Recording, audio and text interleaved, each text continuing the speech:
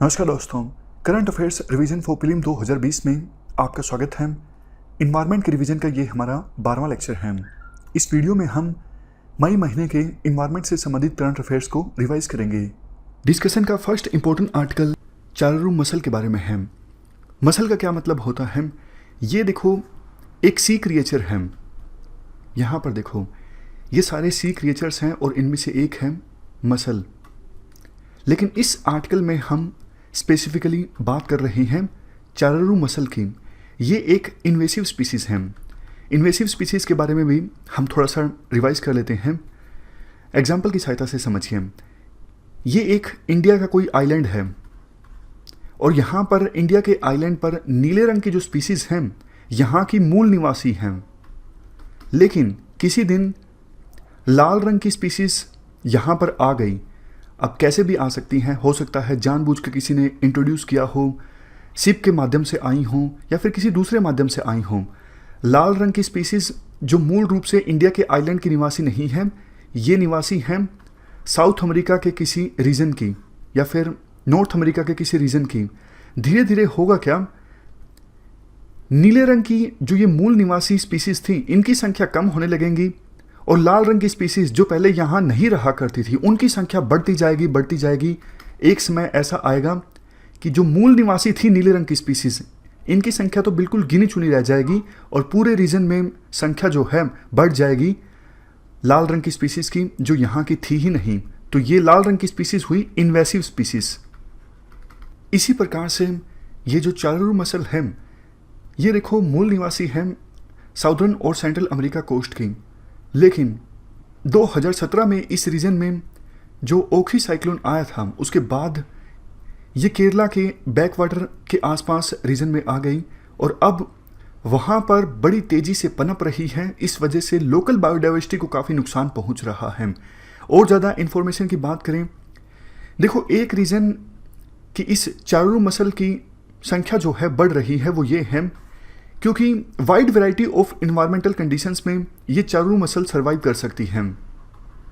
मतलब कई स्पीसीज तो ऐसी होती है ना, बहुत ज़्यादा सेंसिटिव होती हैं कि specific temperature, salinity, oxygen level मिलेगा तभी वो ब्रीड करेंगी, तभी पनपेंगी। लेकिन ये जो है चारारू मसल, इसको थोड़ा कम असर पड़ता है, इसलिए ये अलग अलग इन्वायरमेंटल कंडीशंस में भी सर्वाइव कर लेती हैं। संख्या इनकी बढ़ती जा रही है।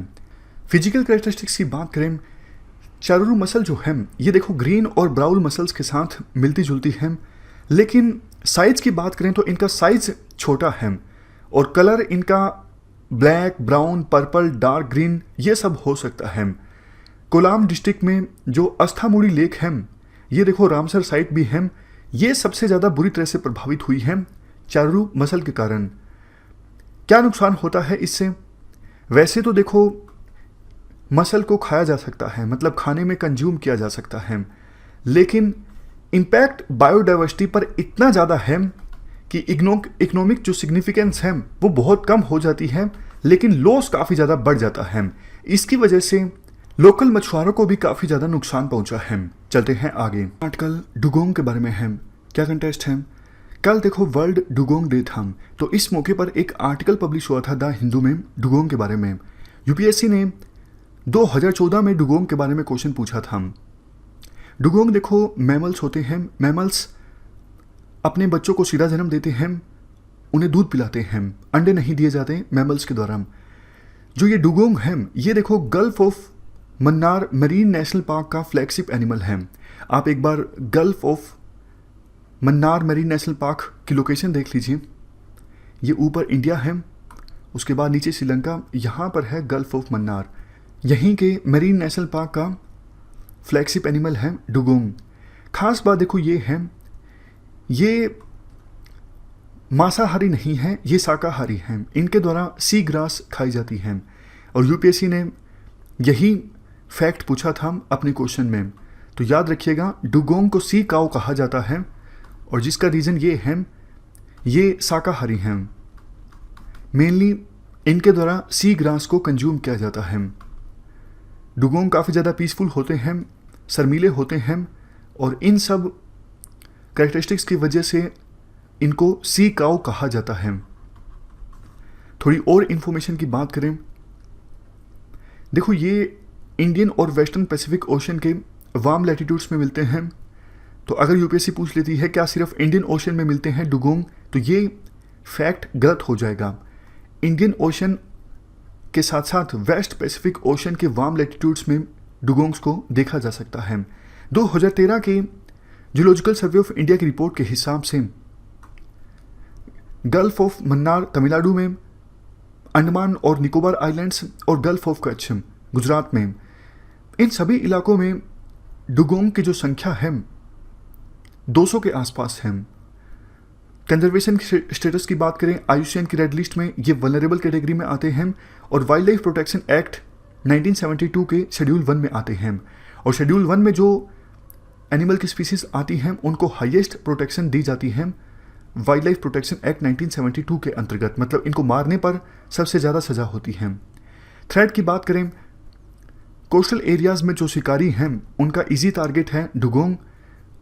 इनका शिकार किया जाता है मीट, ऑयल, स्किन, बोन्स और टीथ के लिए। नेक्स्ट आर्टिकल इंडिया की फर्स्ट ऑब्जर्वेटरी फॉर मैमल्स के बारे में है। क्या कंटेस्ट है? बिहार सरकार देखो इंडिया की first observatory for mammals establish कर रही हैं। कहाँ पर? भागलपुर डिस्ट्रिक्ट में।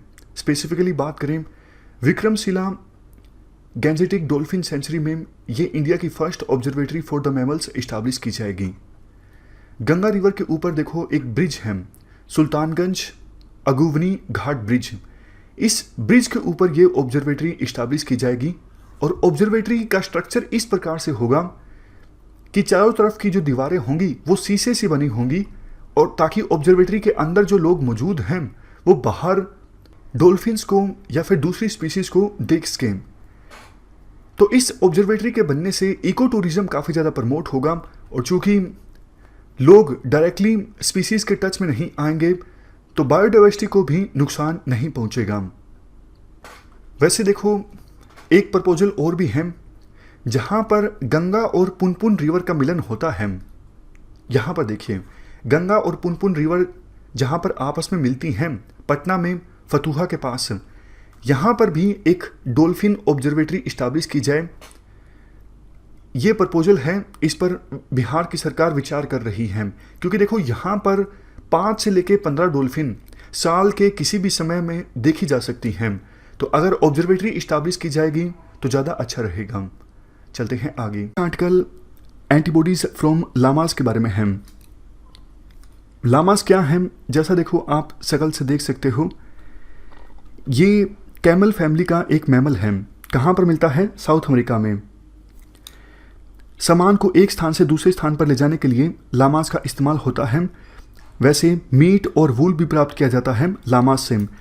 आईयूसीएन की रेड लिस्ट में लीस्ट कंसर्न कैटेगरी में आता है लामास।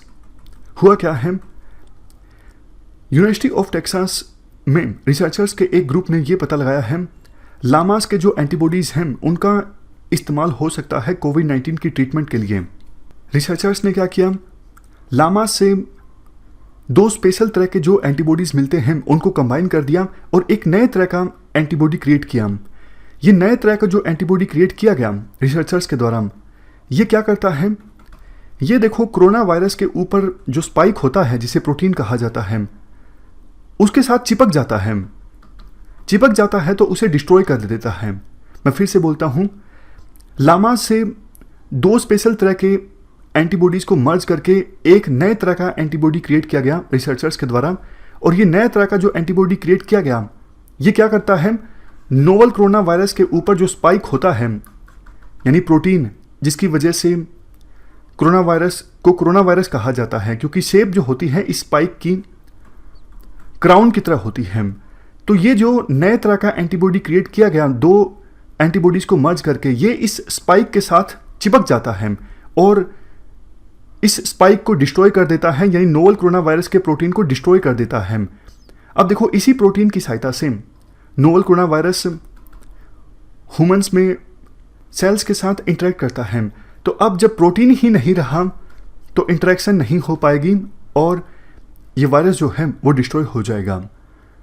तो ये हमने आर्टिकल डिस्कस किया लामास के बारे में। चलते हैं आगे। नेक्स्ट आर्टिकल सुंदरबंस में टाइगर पॉपुलेशन से संबंधित है। क्या कंटेस्ट है, लेटेस्ट एस्टिमेशन के अनुसार सुंदरबंस में टाइगर की जो पॉपुलेशन है वो बढ़ गई है। 2018-19 के आंकड़े के अनुसार यहाँ पर 88 टाइगर्स थे जो अब बढ़ के हो गए हैं 96। सुंदरबन कहाँ पर है? ये देखो बंगाल की खाड़ी में कोस्टल रीजन्स में है, इंडिया और बांग्लादेश में फैले हुए हैं। सुंदरबंस अपने मैंग्रोव इकोसिस्टम के लिए फेमस है। सुंदरबंस रीजन में वैसे देखो काफ़ी सारी इंपॉर्टेंट रिवर्स अपना डेल्टा बनाती हैं, जैसे गंगा, ब्रह्मपुत्र, मेघना रिवर्स। और वर्ल्ड में सुंदरबन डेल्टा एकमात्र मैंग्रोव फॉरेस्ट है जहां पर टाइगर रहते हैं। इसके अलावा और कोई मैंग्रोव रीजन ऐसा नहीं है जहां पर टाइगर्स रहते हैं। और हमारे देश में टोटल जितना मैंग्रोव फॉरेस्ट एरिया है उसका देखो 60% तो यहीं पर है सुंदरबंस में। सुंदरबंस को, इंडियन सुंदरबंस को यूनेस्को की वर्ल्ड हेरिटेज साइट रिकॉग्नाइज किया गया था 1987 में, और जनवरी 2019 में रामसर कन्वेंशन के तहत wetland of international importance recognise किया गया था सुंदरबंस को। यहाँ पर फोना की बात करें, northern river terrapin, royal Bengal tiger, Irrawaddy dolphin, fishing cat, ये सब स्पीसीज देखने को मिलती हैं। टाइगर की गिनती करना देखो यहाँ पर आसान नहीं होता। एक तो टेरेन काफ़ी ज़्यादा डिफिकल्ट है, ऊपर से फ्लड आती है एक दिन में 2 बार, काफ़ी सारी क्रीक्स हैं, तो मतलब बहुत सारे चैलेंजेस हैं टाइगर की गिनती करने में। लेकिन गिनती की गई है तो पता लगा है टाइगर की संख्या पहले के अपेक्षाकृत बड़ी है। आजकल ब्लैक पैंथर के बारे में है, क्या कंटेस्ट है? गोवा में नेत्रावली सेंचुरी में ब्लैक पैंथर को देखा गया है। देखो आपने एक वर्ड सुना होगा मेलानिन। ये क्या होता है? ये डार्क ब्राउन से लेके ब्लैक कलर का पिगमेंट है जो ह्यूमन बींग्स में और एनिमल्स में बालों में, स्किन में और आंखों में, आइरिस में मिलता है। और जब किसी एनिमल में या फिर ह्यूमन बीइंग में ये पिगमेंट बहुत ज़्यादा मात्रा में होता है तो उसे कहा जाता है मेलानिज्म। यही कुछ देखने को मिलता है ब्लैक पैंथर में। देखो लायन, टाइगर, लियोपर्ड, जगुआर, इन सब का वंश एक ही है और उस वंश का नाम है पैंथीरिया। मैं फिर से बोलता हूँ, लायन, टाइगर, जगुआर, लियोपर्ड, इन सब का वंश तो एक ही है जिसका नाम है पैंथीरिया। जब देखो पैंथीरिया वंश की कोई स्पीसीज, चाहे वो लायन हो, लियोपर्ड हो, जगुआर हो, उसमें मेलानिन की मात्रा बहुत ज़्यादा होती है, तो इस प्रकार से दिखने लगता है पैंथीरिया वंश की वो स्पीसीज। खास करके जगुआर और लियोपर्ड, एशिया और अफ्रीका में अगर लियोपर्ड है उसमें मेलानिन की मात्रा बहुत ज़्यादा बढ़ जाती है, तो इस प्रकार से बन जाता है लियोपर्ड। उसी प्रकार से अमेरिका में जगुआर में मेलानिन की मात्रा बहुत ज़्यादा बढ़ जाती है, तो वो जगुआर इस प्रकार से दिखने लगता है, और जब इस प्रकार से दिखने लगता है तो उसको कहा जाता है ब्लैक पैंथर। ब्लैक पैंथर तो नॉर्मली देखो लियोपर्ड या फिर जगुआर सी होते हैं, बट बात यही है कि उनमें मेलानिन की मात्रा बहुत ज़्यादा होती है, इसलिए कलर इस प्रकार का आ जाता है। इनको डिटेक्ट करना काफ़ी मुश्किल होता है क्योंकि इनका नेचर शर्मीला होता है, जल्दी से ये बाहर निकलते नहीं हैं, काफ़ी डेंसली फॉरेस्टेड एरिया में रहते हैं साउदर्न इंडिया में। इससे पहले ब्लैक पैंथर को पेरियार टाइगर रिजर्व केरला में, भादर टाइगर रिजर्व और Dandeli Anshi tiger reserve Kabini wild life sanctuary Karnataka में देखा गया है, छत्तीसगढ़ में अचंकमर टाइगर रिजर्व में, और गोवा में महादेई वाइल्ड लाइफ सेंचुरी में, तमिलनाडु में मुदुमलाई टाइगर रिजर्व में देखा गया है। हम जल्दी से नेत्रावली वाइल्ड लाइफ सेंचुरी के बारे में जान लेते हैं, जिसमें अभी ये ब्लैक पैंथर देखा गया है। ये साउथ ईस्टर्न गोवा में है। वेस्टर्न घाट का एक बहुत ही इंपॉर्टेंट कॉरिडोर यहाँ से होकर गुजरता है। इसके आसपास कोटीगांव वाइल्ड लाइफ सेंचुरी है ईस्टर्न साइड में, भगवान महावीर सेंचुरी और मोलेम नेशनल पार्क है नॉर्दर्न साइड में। रिवर की बात करें, नेत्रावली रिवर, ये देखो जुआरी रिवर की एक इंपॉर्टेंट ट्रिब्यूटरी है।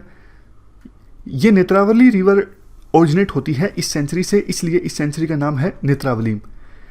इंपॉर्टेंट वाटरफॉल्स की बात करें, सवारी और मेनापी। कैसा फॉरेस्ट है यहाँ पर मोइस्ट डेसिडस वेजिटेशन है, बीच बीच में कहीं कहीं एवरग्रीन और सेमी एवरग्रीन फॉरेस्ट भी हैं।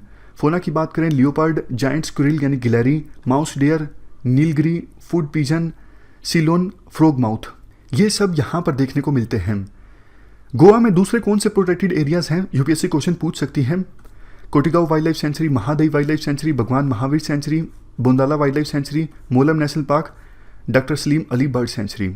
चलते हैं आगे। कल ओलिव रिडले टर्टल्स के बारे में है। क्या कंटेस्ट है?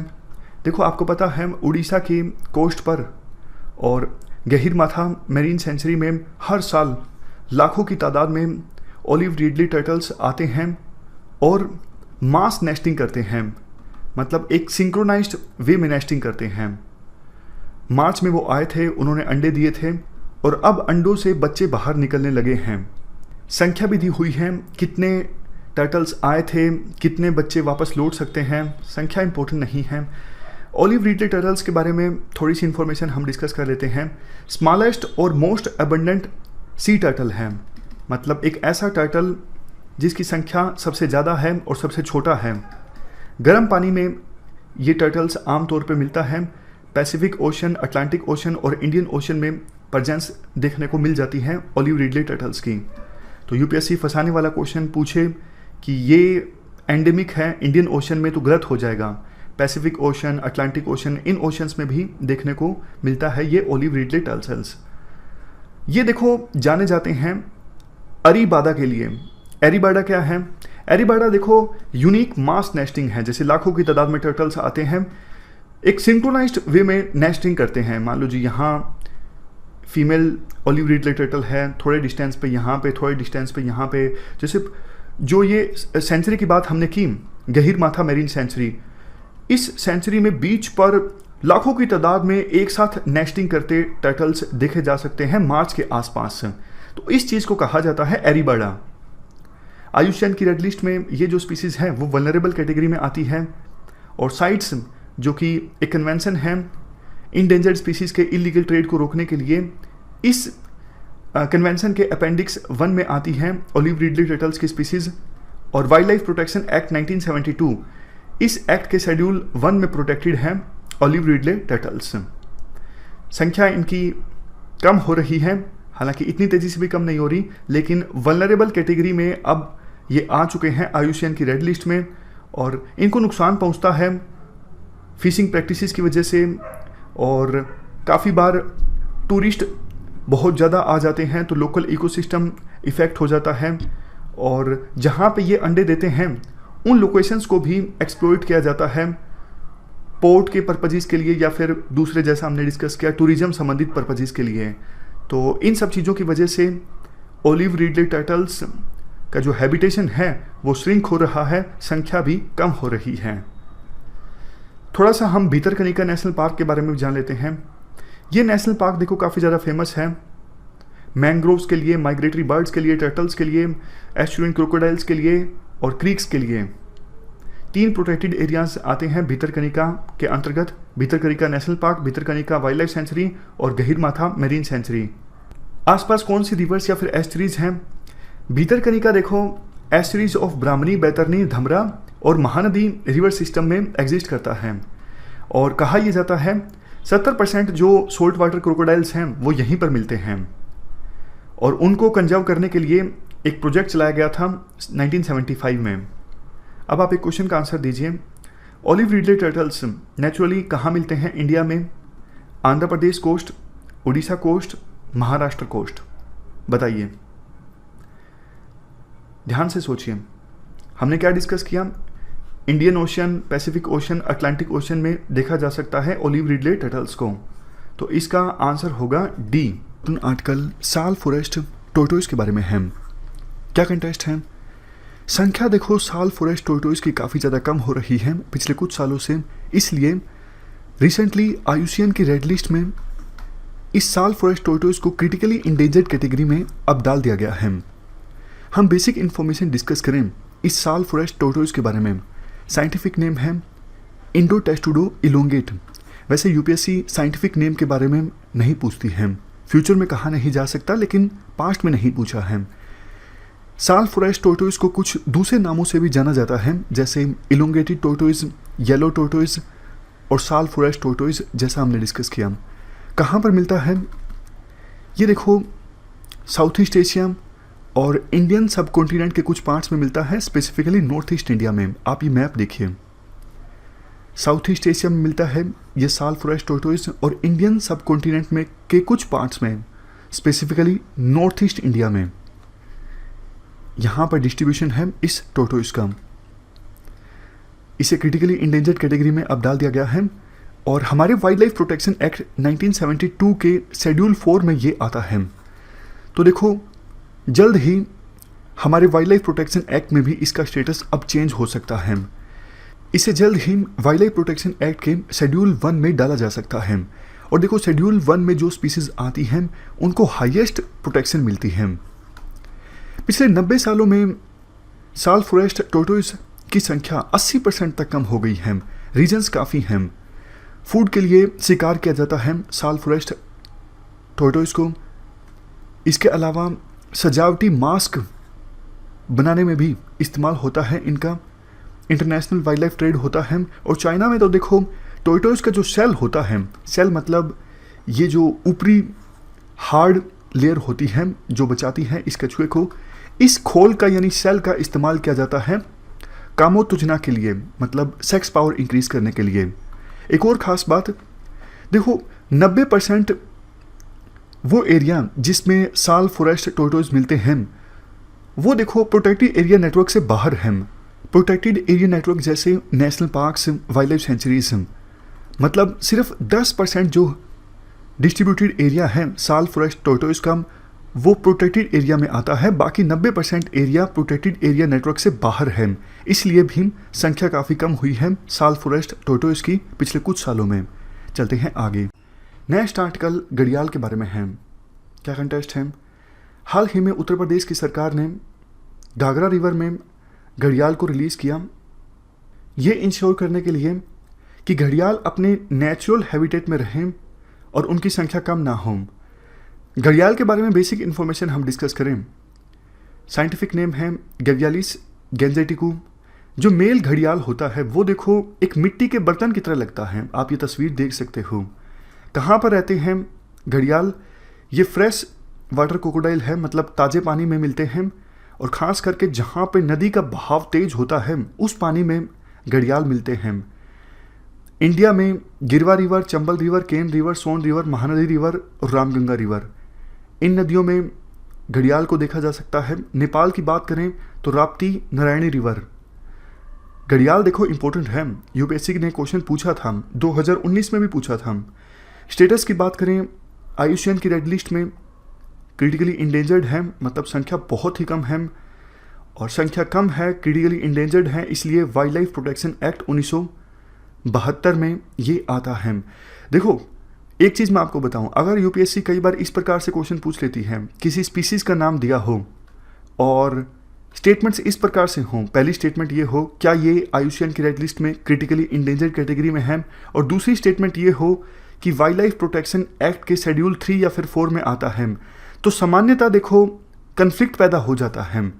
अधिकतर स्पीसीज़ के लिए जो क्रिटिकली इंडेंजर्ड कैटेगरी में आएगा ना, वो शेड्यूल 1 में आएगा वाइल्ड लाइफ प्रोटेक्शन एक्ट के, क्योंकि शेड्यूल 1 में जो भी स्पीसीज आती हैं उनको हाईएस्ट प्रोटेक्शन प्रोवाइड की गई होती हैं।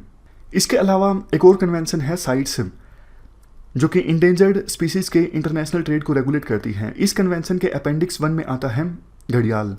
कंजर्वेशन एफर्ट्स की बात करें, कहाँ कहाँ पर ब्रीडिंग सेंटर्स हैं? एक तो है कुकरेल घड़ियाल रिहेबिलिटेशन सेंटर, ये लखनऊ में है उत्तर प्रदेश में। उसके बाद नेशनल चंबल सेंचुरी, इसमें एक घड़ियाल इको पार्क है, और ये नेशनल चंबल सेंचुरी कहाँ पर है? मध्य प्रदेश में। थ्रेड्स की बात करें, शिकार काफ़ी होता है घड़ियाल का, स्किन के लिए, ट्रॉफीज़ के लिए, मेडिसिन पर्पजेज़ के लिए। घड़ियाल के एग्स को इकट्ठा किया जाता है कंजप्शन के लिए। इसके अलावा डैम्स, बैरेजेस, इरिगेशन कैनल्स, इन सब चीज़ों की वजह से नदी में पानी के बहाव पर असर पड़ता है, इसलिए घड़ियाल का जो हैबिटेशन है वो भी प्रभावित होता है। हमारे देश में देखो इसके अलावा क्रोकोडाइल्स की 2 और भी प्रमुख स्पीसीज़ हैं। एक मगर क्रोकोडाइल, ये आईयूसीएन की रेड लिस्ट में वल्नरेबल कैटेगरी में आता है और ऑलमोस्ट पूरे इंडियन सब कॉन्टिनेंट में मिलता है। और इसके बाद सोल्ट वाटर क्रोकोडाइल, ये IUCN की रेड लिस्ट में लीस्ट कंसर्न कैटेगरी में आता है और मोस्टली इंडिया के ईस्टर्न कोस्ट पर मिलता है। ग्लोबल फॉरेस्ट रिसोर्सेज असेसमेंट 2020 से संबंधित है। ये रिपोर्ट रिलीज की गई है फूड एंड एग्रीकल्चर ऑर्गेनाइजेशन के द्वारा। ये यूएन की एक स्पेशलाइज्ड एजेंसी है। FAO के बारे में हम डिस्कस करेंगे, उससे पहले रिपोर्ट की इंपॉर्टेंट फाइंडिंग्स के बारे में जान लेते हैं। इस रिपोर्ट में ये कहा गया है 1990 से लेकर अभी तक वर्ल्ड में टोटल 178 मिलियन हेक्टेयर का जो फॉरेस्ट है उसका लॉस हो गया है। 178 मिलियन हेक्टेयर कितना होता है? जितना साइज लीबिया का है। रेट ऑफ फॉरेस्ट लॉस कितना है? देखो 2015 से लेकर 2020 के बीच जो फॉरेस्ट लॉस हुआ है वो अपेक्षाकृत कम हुआ है एज कंपेरिजन टू 2010 से लेकर 2015 के बीच। मतलब जैसे जैसे हम आगे जा रहे हैं रेट ऑफ फॉरेस्ट लॉस जो है वो तो कम से कम हो रहा है। ये राहत की बात है, मतलब जागरूकता आ रही है विभिन्न देशों में। जैसे इस आंकड़े के अनुसार 2010 से लेकर 15 के बीच 12 मिलियन हेक्टेयर फॉरेस्ट लॉस हुआ था और 2015 से लेकर 2020 के बीच 10 मिलियन हेक्टेयर। सबसे ज्यादा फॉरेस्ट लॉस कहां देखने को मिला? अफ्रीका में 2010 से लेकर 2020 के बीच 3.9 मिलियन हेक्टेयर का फॉरेस्ट लॉस हुआ एनुअल बेसिस पर।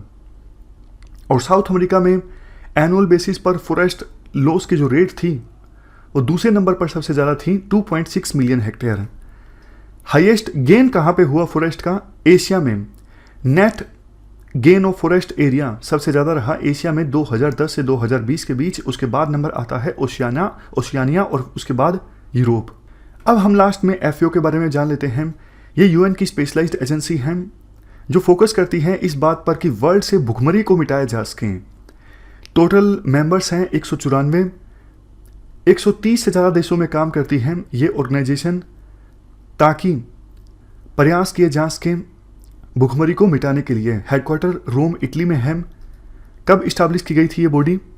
ये बॉडी इस्टाब्लिश हुई थी 1945 में। दोनों डेवलप्ड और डेवलपिंग कंट्रीज आते हैं इस बॉडी में एक मंच पर और डिस्कस करते हैं इक्वल बेसिस पर क्या पॉलिसी अपनाई जा सकती है वर्ल्ड से भुखमरी को खत्म करने के लिए। हर 2 साल में एक बार इस बॉडी की कॉन्फ्रेंस ऑर्गेनाइज होती है जिसमें मेंबर्स कंट्रीज पार्टिसिपेट करते हैं उस कॉन्फ्रेंस में, और डिसाइड किया जाता है इस कॉन्फ्रेंस में कि कैसे ये बॉडी काम करेगी, बजट कहाँ से आएगा, आने वाले सालों में क्या पॉलिसी होनी चाहिए। तो ये सारे फैसले लिए जाते हैं एक कॉन्फ्रेंस की सहायता से जो हर 2 साल में एक बार ऑर्गेनाइज होती है और सभी मेंबर कंट्रीज पार्टिसिपेट करते हैं इस कॉन्फ्रेंस में। Next article international day for biological diversity से संबंधित है। देखो हर साल 22 मई का जो दिन है ये international day for biological diversity के रूप में ऑब्जर्व किया जाता है। मकसद ये होता है बायोडाइवर्सिटी इश्यूज़ के बारे में अवेयरनेस को और ज़्यादा इंक्रीज़ करना, अंडरस्टैंडिंग को और ज़्यादा इंक्रीज़ करना, लोग जाने बायोडाइवर्सिटी की इंपॉर्टेंस के बारे में। 2020 की थीम है our solutions are in nature. Timeline की अगर हम बात करें, पहला international day for biological diversity create किया गया था यूएन के द्वारा 1993 में। मौका क्या था, किस ओकेजन पर ये दिन पहला क्रिएट किया गया था यूएन के द्वारा? मौका देखो ये था कन्वेंशन ऑफ बायोलॉजिकल डाइवर्सिटी। ये बहुत ही इंपॉर्टेंट कन्वेंशन है। इस कन्वेंशन के टेक्स्ट को अडॉप्ट किया गया था यूएन जनरल असेंबली के मेंबर्स के द्वारा। यूपीएससी इस प्रकार का क्वेश्चन पूछ सकती है, क्या जब कन्वेंशन ऑफ बायोलॉजिकल डाइवर्सिटी के टेक्स्ट को अडॉप्ट किया गया था उस दिन को international day for biological diversity के रूप में ऑब्जर्व किया जाता है? बिल्कुल ठीक। इस डाइवर्सिटी के बारे में हम थोड़ा सा जानें। इसको साइन किया गया था 1992 में रियो अर्थ समिट के मौके पर। सस्टेनेबल डेवलपमेंट को प्रमोट करने के लिए ये कन्वेंशन है। टोटल 196 पार्टीज़ हैं इस कन्वेंशन में। ये लीगली बाइंडिंग ट्रीटी है। 3 ऑब्जेक्टिव्स हैं इस कन्वेंशन के। सबसे पहले बायोलॉजिकल डाइवर्सिटी को कंजर्व करना, दूसरे नंबर पे बायोलॉजिकल डाइवर्सिटी के कंपोनेंट्स का सस्टेनेबल यूज़, और तीसरे नंबर पे fair and equitable sharing of benefits arising out of utilisation of genetic resources. जैसे देखो जंगल में कोई जड़ी बूटी मिलती है और उसका कंपनी इस्तेमाल करने लगती है, तो उसका बेनिफिट, जहाँ से कोई जड़ी बूटी मिली है, जेनेटिक रिसोर्स जहाँ का है फॉरेस्ट का, वहाँ पे जो आसपास के ट्राइबल लोग हैं उनको भी इसका बेनिफिट मिलना चाहिए। मतलब बायोडाइवर्सिटी का अगर इस्तेमाल किया जाता है तो उसका बेनिफिट ऐसा नहीं कि सिर्फ कंपनीज़ को मिले बड़ी बड़ी, उसका बेनिफिट लोकल जनता को भी मिलना चाहिए। इक्विटेबल शेयरिंग होनी चाहिए जेनेटिक रिसोर्सेज के यूटिलाइजेशन की। 2 प्रोटोकॉल्स इस कन्वेंशन से जुड़े हैं, एक तो कार्टाजीना प्रोटोकॉल ऑन बायोसेफ्टी और दूसरा नगोया प्रोटोकॉल। कार्टाजीना प्रोटोकॉल जो है ये देखो लिविंग मॉडिफाइड ऑर्गेनिजम्स के सेफ हैंडलिंग, ट्रांसपोर्ट और यूज से संबंधित है। इस प्रोटोकॉल को अडॉप्ट किया गया था 2000 में और ये फोर्स में आया 2003 में। जैसे देखो प्लांट के जीन्स को हम चेंज करते हैं तो उन्हें हम बोलते हैं जेनेटिकली मॉडिफाइड प्लांट्स, या फिर जीएम क्रॉप्स के बारे में आपने सुना होगा। उसी प्रकार से लिविंग ऑर्गेनिजम्स के जीन में बदलाव लाया जाता है तो उन्हें कहा जाता है लिविंग मॉडिफाइड ऑर्गेनिजम्स। ये ऑर्गेनिजम्स एक देश से दूसरे देश में ले जाए जाते हैं तो उनकी हैंडलिंग कैसे होगी, ट्रांसपोर्ट कैसा होगा, ये सब चीज़ें शामिल हैं इस प्रोटोकॉल में।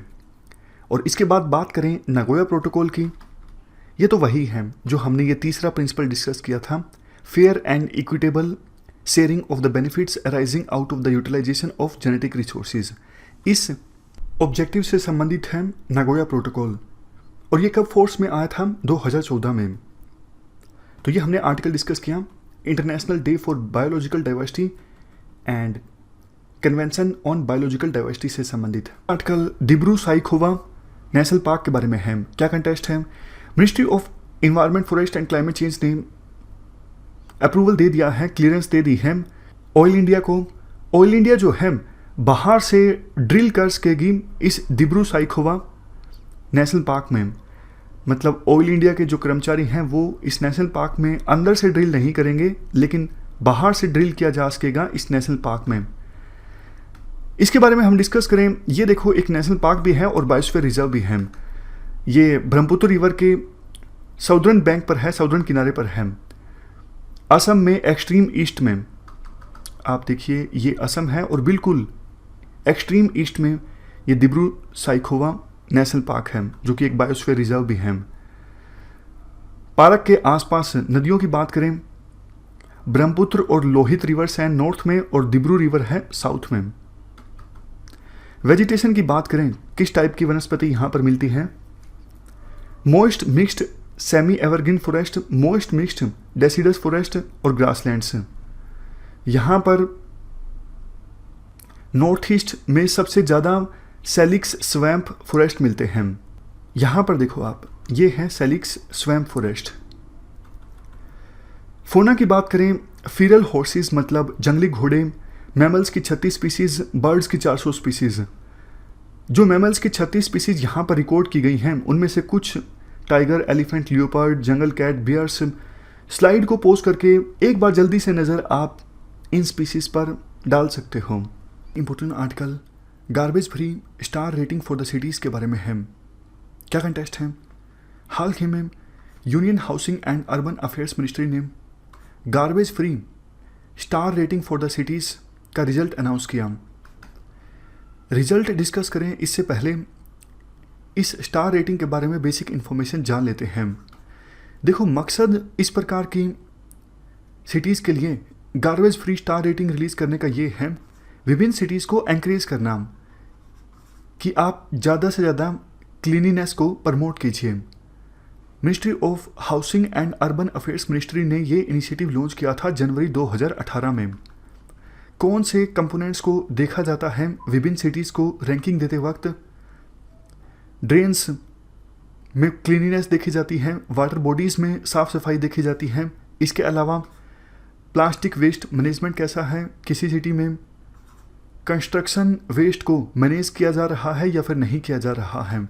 ये सब इम्पोर्टेंट कंपोनेंट्स हैं जिसके आधार पर विभिन्न सिटीज़ को रैंकिंग दी जाती है। देखो जो हमारा स्वच्छ भारत मिशन अर्बन है, इसको सफल बनाने के लिए ये काफ़ी इम्पोर्टेंट इनिशिएटिव है।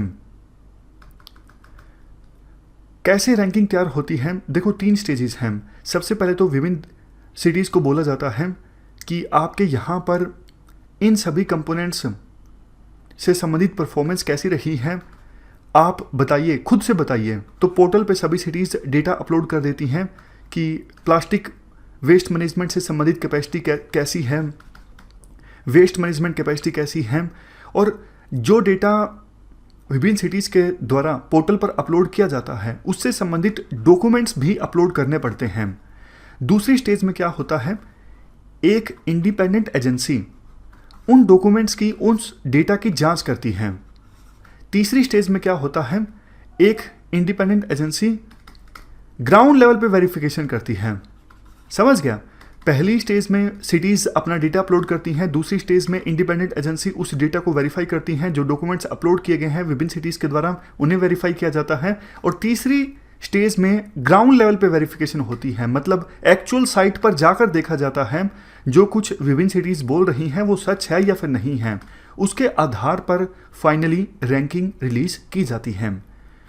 और बात करें कौन सी सिटी को टॉप स्थान प्राप्त हुआ है इस रैंकिंग में, अंबिकापुर कहाँ है? छत्तीसगढ़ में। दूसरा स्थान प्राप्त हुआ है राजकोट को, गुजरात में है। तीसरा सूरत को, गुजरात में है। चौथा मैसूर को, कर्नाटक में है। पांचवा इंदौर को, मध्य प्रदेश में है। और नवी मुंबई, महाराष्ट्र में है। 2020 के सर्वे में 6 सिटीज़ ऐसी हैं जिनको 5 स्टार ग्रेडिंग दी गई है, ये 6 सिटीज़। और 65 सिटीज़ ऐसी हैं जिनको 3 स्टार रेटिंग दी गई है। 70 सिटीज़ ऐसी हैं जिनको 1 स्टार रेटिंग दी गई है। चलते हैं आगे। आर्टिकल पिनंगा अंडमानेंसिस के बारे में है। क्या कंटेस्ट है? देखो, साउथ अंडमान आइलैंड में ये रेयर पाम मिलता है। ये जो इमेज आप देख रहे हो ये सिर्फ यहीं पर मिलता था, लेकिन अब तिरुवनंतपुरम बेस्ड जो Jawaharlal Nehru tropical botanic garden and research institute है, यहाँ पर भी इस रेयर पाम को उगाया जाएगा। तो ये दूसरा घर होगा इस रेयर पाम का। समझ गए? अब बेसिक इंफॉर्मेशन डिस्कस करें इस पिनंगा अंडमानेंसिस के बारे में। नेम जो आता है पिनंग, ये मॉडर्न डे यानी आज का जो मलेशिया का स्टेट है वहाँ से आता है। स्टेटस की बात करें, IUCN की रेड लिस्ट में क्रिटिकली इंडेंजर्ड कैटेगरी में आता है ये पिनंगा अंडमानेंसिस। और अंडमान आइलैंड में one of least known species हैं। मतलब इसके बारे में बहुत कम लोग जानते हैं, बहुत ज़्यादा इन्फॉर्मेशन भी नहीं है इस रेयर स्पीसीज़ के बारे में। साउथ अंडमान में जो माउंट हैरियट नेशनल पार्क है, इस नेशनल पार्क में 600 के आसपास ये रेयर पाम के पेड़ हैं। इस नेशनल पार्क में एक एवरग्रीन फॉरेस्ट पॉकेट है, वहीं पर ये सारे 600 के 600 पाम ट्रीज हैं। हिस्ट्री की बात करें, सबसे पहले देखो इस रेयर पाम को डिस्क्राइब किया गया था इटालियन बोटानिस्ट ओडार्डो बैकरी के द्वारा 1934 में। और फर्स्ट आइडेंटिफिकेशन के बाद 1992 तक तो ये विश्वास किया जाता था कि ये जो रेयर पाम है ये एक्सटिंक्ट हो चुका है, यानी लुप्त हो चुका है। लेकिन बाद में इस माउंट हैरियट नेशनल पार्क में कुछ ये रेयर पाम नोटिस किए गए, तब उसके बाद से ही इसे IUCN की रेड लिस्ट में क्रिटिकली इंडेंजर्ड कैटेगरी में डाला गया है। यूजेस की बात करें, अभी तक पूरी तरह से इन्फॉर्मेशन नहीं है किस पर्पज़ के साथ इन पाम्स का इस्तेमाल किया जा सकता है। लेकिन हाँ, इतना ज़रूर है, गार्डन्स में, पेवमेंट्स में, एवेन्यू के लिए, मतलब एस्थेटिक वैल्यूज़ के लिए इनका इस्तेमाल किया जा सकता है। एस्थेटिक वैल्यूज़ मतलब फुटपाथ पे इस प्रकार के पेड़ लगे होंगे तो अच्छा लगता है, गार्डन में लगेंगे तो थोड़ी खूबसूरती आती है, अच्छा लगता है। ये मतलब है एस्थेटिक वैल्यू का।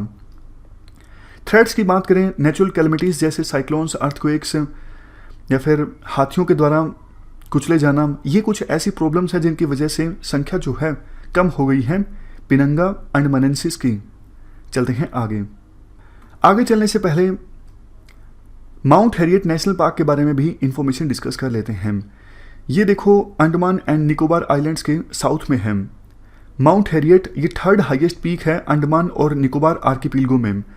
सबसे बड़ी जो माउंटेन पीक है अंडमान और निकोबार आर्किपिलगो में वो है सैडल पीक।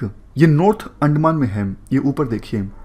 उसके बाद दूसरी सबसे बड़ी पीक है माउंट थुलियर, ये ग्रेट निकोबार में है। और उसके बाद तीसरे नंबर पे सबसे हाईएस्ट पीक है अंडमान और निकोबार में माउंट हैरियट। यहाँ पर Andaman wild pigs, salt water crocodiles, butterflies और पाम ट्रीज ये सब देखने को मिलते हैं। इंपॉर्टेंट आर्टिकल ट्रोग्लोमाइसिस ट्विटरी के बारे में है। क्या कंटेस्ट है? देखो, ट्विटर पर मौजूद एक पुरानी तस्वीर से नई स्पीसीज को आइडेंटिफाई किया गया है। मतलब ट्विटर पे ऐसे ही कोई रैंडम रूप से पुरानी तस्वीर पड़ी थी और पता लगा अरे तस्वीर में तो कोई नई स्पीसीज है, तो इस प्रकार से ये नई स्पीसीज आइडेंटिफाई की गई। ये एक प्रकार से पैरासाइटिक फंगस है और ये जो स्पीसीज है जो नई मिली है ये एक ग्रुप से संबंध रखती है जिसका नाम है लेबुलबेनियाल्स। मुश्किल नाम है ना। तो इस ग्रुप से संबंध रखती है ये नई स्पीसीज। इस ग्रुप में छोटी छोटी फंगल पैरासाइट्स आते हैं और ये फंगल पैरासाइट्स दूसरे इंसेक्ट्स पर अटैक करते हैं और मिलीपेड्स पर अटैक करते हैं। ये तस्वीर आप देख रही हो, ये तस्वीर है मिलीपेड्स की। कहाँ पर रहते हैं इस ग्रुप के मेंबर्स?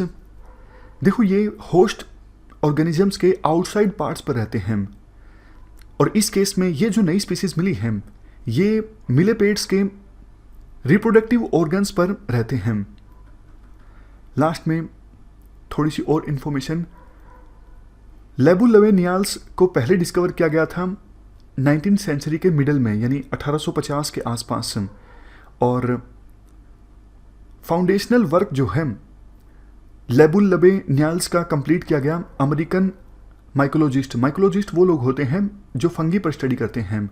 तो अमेरिकन माइकोलॉजिस्ट हैं रोनाल्ड थैक्स्टर, इन्होंने बुनियादी काम किया था लेबुलबेनियाल्स पर। चलते हैं आगे। नेक्स्ट आर्टिकल वेस्टर्न घाट में प्लांट की जो नई स्पीसीज मिली हैं इससे संबंधित है। ये कल का आर्टिकल है जो हमारा बच गया था, इसे अब हम डिस्कस करेंगे। ये 3 जो नई प्लांट्स की स्पीसीज मिली हैं इनके नाम इस प्रकार से हैं। सबसे पहले यूजेनिया स्फेरोकार्पा, दूसरे नंबर पे गोनियोथालमस सेरेसस और तीसरे नंबर पे मेमेसेलोन नर्वोसम। देखो, इनके फिजिकल फीचर्स ज़्यादा इंपॉर्टेंट नहीं हैं, वैसे आर्टिकल में दिए हुए हैं आप नज़र मार सकते हो, लेकिन इतने ज़्यादा इंपॉर्टेंट नहीं हैं। जैसे यूजेनिया स्फेरोकार्पा का कलर क्या है, गोनियोथालमस सेरेसस का कलर येलो है, पत्तियाँ किस प्रकार की हैं, नहीं। इतनी डिटेल में जाके यूपीएससी माइन्यूट डिटेल्स पूछेगी, संभावना काफ़ी कम है। आमतौर पर यूपीएससी के द्वारा इस प्रकार के क्वेश्चंस पूछे जाते हैं। हाल ही में ये 3 नई प्लांट की स्पीसीज मिली हैं, कहाँ पर मिली हैं? वेस्टर्न घाट में मिली हैं। कौन से स्टेट में मिली हैं ये पूछा जा सकता है। नेशनल पार्क या फिर वाइल्ड लाइफ सेंचुरी का नाम पूछा जा सकता है। यूपीएससी यूँ पूछेगी कि पत्तियाँ टेढ़ी होती हैं या सीधी होती हैं। संभावना रिलेटिवली कम है, फिर भी आप चाहो तो नज़र मार सकते हो फिजिकल कैरेक्टरिस्टिक्स पर। आपको जो चीज़ें याद रखनी है वो तो एक तो ये याद रखना है कि केरला और तमिलनाडु में वेस्टर्न घाट के साउदर्न एंड में ये स्पीसीज मिली हैं। एक एक करके बात करें, यूजेनिया स्फेरोकार्पा, ये देखो रोज एप्पल फैमिली से संबंध रखती है और केरला में मालाबार वाइल्ड लाइफ सेंचुरी के ककायाम एरिया में अच्छी खासी पॉपुलेशन है इस प्लांट की स्पीसीज की।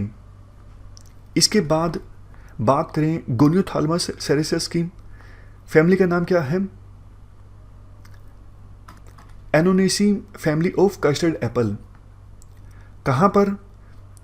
तमिलनाडु में कन्याकुमारी वाइल्ड लाइफ सेंचुरी में 1400 मीटर की ऊंचाई पर कुछ प्लांट्स मिले हैं इस नई स्पीसीज के, जिसका नाम है गोनियोथालमस सेरेसस। और सबसे लास्ट में मेमेसिलोन नर्वोसम। तमिलनाडु में ही कन्याकुमारी वाइल्ड लाइफ सेंचुरी में ही 700 से 900 मीटर की ऊंचाई पर थोड़ी बहुत प्लांट्स मिले हैं इस मेमेसिलोन नर्वोसम के। आर्टिकल पुंटियस सैंक्टस फिश के बारे में है। क्या कंटेस्ट है? तमिलनाडु में एक टाउन है, नाम है वेलनकन्नी। ये देखो होली टाउन है। यहाँ पे काफ़ी फेमस रोमन कैथोलिक चर्च है जिसको विजिट करने के लिए हर साल हजारों तीर्थयात्री आते हैं। इस होली टाउन में एक छोटी सी फ्रेश वाटर फिश की नई स्पीसीज मिली है और उसी का नाम रखा गया है पुंक्टियस सैंक्टस फिश। सैंक्टस का लैटिन में मतलब होता है होली यानी पवित्र। तो ये वेलन कॉलोनी जो पॉपुलर पिलग्रिम टाउन है, ये होली टाउन इसे माना जाता है। तो इसीलिए फिश को जो नाम दिया गया है उसमें वर्ड होली ऐड कर दिया गया है। सैंक्टस मतलब होली यानी पवित्र। ये जो नई स्पीसीज मिली है इसका रंग सिल्वर है। फैमिली का नाम क्या है? ये देखो साइप्रिनिडे फैमिली की एक छोटी C small fresh water fish है। और देखो ये जो पुंक्टियस स्पीसीज होती हैं मछलियों की, पुंक्टियस स्पीसीज, इन्हें केरला में परल के नाम से जाना जाता है। नीचे देखिए, पुंक्टियस फिश स्पीसीज को केरला में परल के नाम से जाना जाता है और तमिलनाडु में केंडे के नाम से जाना जाता है। ये देखो प्रीडोमिनेटली फ्रेश वाटर फिश है, यानी फ्रेश वाटर में ही मिलती है। काफ़ी छोटी फिश है और साइज 7 सेंटीमीटर तक बढ़ता है। आर्टिकल में वैसे फिजिकल कैरेक्टरिस्टिक्स के बारे में भी बताया गया था। फॉर एग्जांपल इस मछली का मुंह जो है वो लंबा होता है, स्केल्स किस प्रकार के होते हैं, ये सब डिटेल्स एग्जाम पर्सपेक्टिव से इम्पोर्टेंट नहीं हैं। चलते हैं आगे। आर्टिकल एशियन कोयल के बारे में है। एशियन कोयल जो है ये देखो पुडुचेरी की स्टेट बर्ड है, लेकिन अभी हाल ही में देखा गया है दिल्ली एनसीआर के इलाकों में भी ब्रीडिंग कर रही है ये एशियन कोयल। आयुष्मान के रेड लिस्ट के हिसाब से देखें ये लीस्ट कंसर्न कैटेगरी में आती है। घर कहाँ कहाँ पर है, मतलब कहाँ कहाँ की मूल निवासी हैं एशियन कोयल? इंडियन सब continent, China, south east Asia. कुछ एक्स्ट्रा इन्फॉर्मेशन डिस्कस करें। देखो कोयल की जो ये बाकी स्पीसीज हैं जैसे Pacific coils, black build coils और इंडियन कुकूज, ये सब एशियन कोयल की सब स्पीसीज हैं। आप यूँ मान लीजिए अगर ये एशियन कोयल है तो इसके अंदर ये सारी स्पीसीज आती हैं, Indian cuckoos, black build coils और पैसिफिक कोयल्स। एशियन कोयल भी देखो बाकी कोयल्स की तरह ब्रूड पैरासाइट हैं। ब्रूड पैरासाइट देखो वो पक्षी होते हैं जो दूसरों के घोंसले में अपने अंडे देते हैं। जैसे देखो कोयल जो है, कोयल के बारे में कहा जाता है ये क्रो के घोंसले में अपने अंडे देती हैं और बाद में क्रो जो है उन कोयल के बच्चों को बड़ा करते हैं। तो इस चीज़ को कहा जाता है ब्रूड पैरासाइट। की फीचर्स की बात करें, सेक्सुअल डायमॉर्फिज्म देखने को मिलता है। सेक्सुअल डायमॉर्फिज्म का मतलब ये है जब एक ही स्पीसीज के अलग अलग सेक्स में अलग अलग कैरेक्टरिस्टिक्स देखने को मिले। फॉर एग्जांपल कोयल में जो मेल हैं उनकी बॉडी के कैरेक्टरिस्टिक्स अलग होंगे और जो फीमेल हैं उनकी बॉडी के कैरेक्टरिस्टिक्स अलग होंगे। तो इस चीज़ को कहा जाता है सेक्सुअल डायमॉर्फिज्म। स्पेसिफिकली बात करें एशियन कोयल की, जो मेल्स होते हैं उनका कलर जनरली चमकदार काला होता है और काले रंग के ऊपर हरे रंग की एक चमक देखने को मिलती है। फीमेल की बात करें, फीमेल देखो भूरे रंग की होती हैं और पंखों पर सफ़ेद रंग की डॉट्स देखने को मिलती हैं। इसके अलावा सर पर और गले पर धारियाँ देखने को मिलती हैं, लकीरें देखने को मिलती हैं। लास्ट में देखो एक और चीज़ है, लेकिन मतलब एग्जाम पर्सपेक्टिव से इम्पोर्टेंट नहीं है। बर्ड्स के वर्ल्ड में मेल जो हैं वो जनरली ज़्यादा अट्रैक्टिव होते हैं फीमेल के, क्योंकि मेल्स फीमेल को अट्रैक्ट करते हैं ब्रीडिंग के लिए। तो इस डिस्कशन में फ़िलहाल इतना ही है। Thank you very much for discussion.